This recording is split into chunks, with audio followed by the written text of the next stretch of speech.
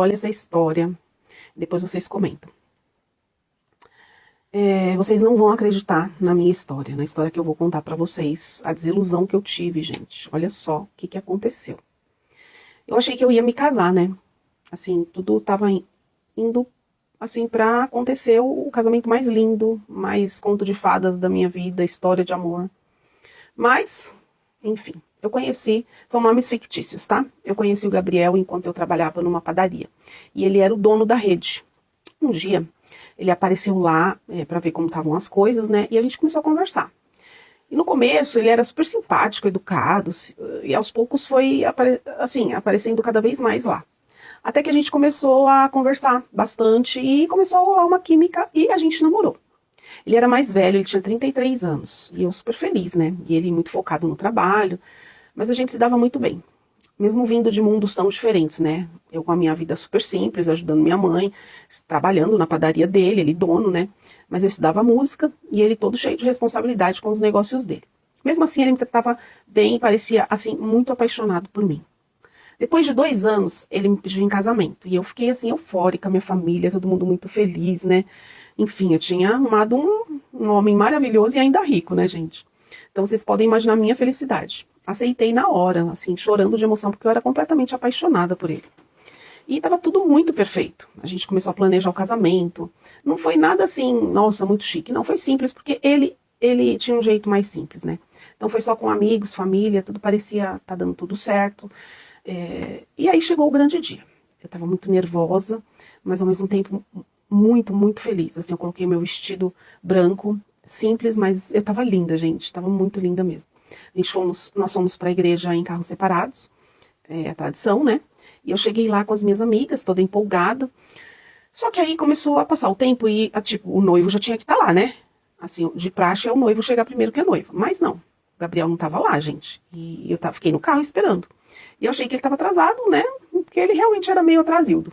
Mas aí as pessoas começaram a cochichar, o padre veio falar comigo porque já estava passando muito do tempo. E o tempo foi passando e ele não chegava. Até que eu comecei a ficar meio desesperada, sabe? Eu comecei a ficar com o meu coração meio apertado. Eu falei, aconteceu alguma coisa? E aí, gente, eu recebi a notícia que ninguém quer ouvir, né? Ele não ia vir. Simplesmente ele tinha desistido de tudo. No dia do nosso casamento, ele resolveu, né, que ele não ia casar mais. E pior ainda, eu descobri que na noite anterior, ele se reencontrou com a ex dele. Ela foi procurar ele. E eles tinham tido uma história realmente muito forte, ele me contou, mas, segundo ele, tinha terminado e não queria mais saber dela. Mas parece que ela mexeu muito com ele e ela soube que ele ia casar e ela foi atrás dele. E aí o que ele fez? Ele fugiu com ela. Deixou só um bilhete lá na casa dele e aí me falaram que ele tinha falado que ele fugiu. Me deixou lá na frente de todo mundo sem nenhuma explicação. Gente, vocês conseguem imaginar o que eu passei? A dor. Foi horrível, a vergonha, a decepção, sabe? Naquele momento eu achei assim que o meu mundo tinha acabado, que a minha vida tinha acabado. E assim, eu fiquei em depressão muito tempo, a vergonha, eu não sei explicar o que eu senti. Mas assim, depois de alguns meses, só chorando, sofrendo, eu falei, quer saber? Eu percebi que eu não ia ficar me afundando por causa dele, não. Porque ele não merecia, né? Porque pra ele ter feito isso, gente, ele não merecia, né? O meu amor.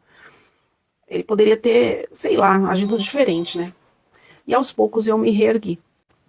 Eu voltei a focar nos meus sonhos, na minha música e principalmente em mim mesma, né? Porque no final das contas, quem realmente importa na minha vida sou eu. Eu até quis tirar a minha vida, sabe? Mas aí eu falei, não vale a pena. E hoje, olhando para trás, eu vejo aquele dia, assim, por mais doloroso que tenha sido, foi um recomeço para mim. A vida seguiu e eu também.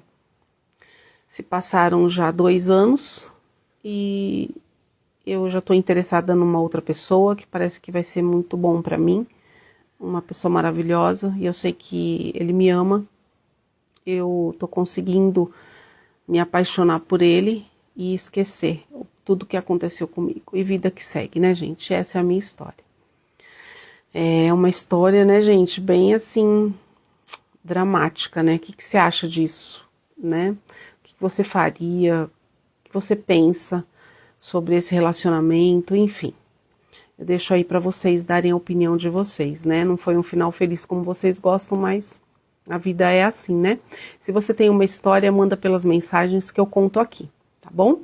Me segue, compartilha e vai me visitar também no outro perfil de testemunho, de orações, que tá uma bênção, tá? Um beijo no teu coração, que Deus te abençoe.